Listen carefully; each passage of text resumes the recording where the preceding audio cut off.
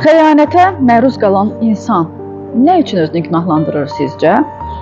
Çünki beynimiz yarım qalan heç bir şeyi sevmir və tamamlamağa çalışır.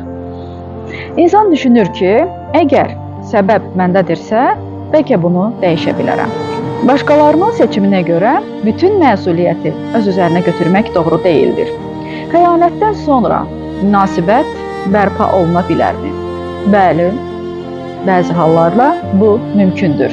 Amma bunun üçün xəyanət edən şəxs öz məsuliyyətini qəbul etməlidir. Dürüst olmalıdır.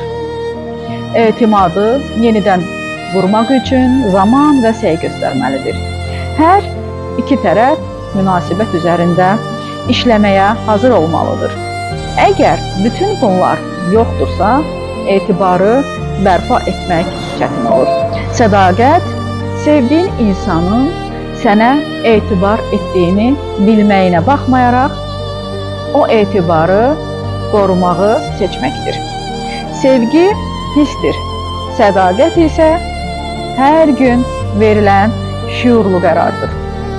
Münasibəti uzun ömürlü edən təkcə sevgi deyil, hər gün bir-birini yenidən seçmək bacarığıdır.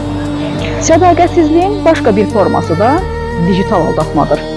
Sosial media mesajlaşması, hər hansı onlayn platforma üzərindən həyata keçən gizli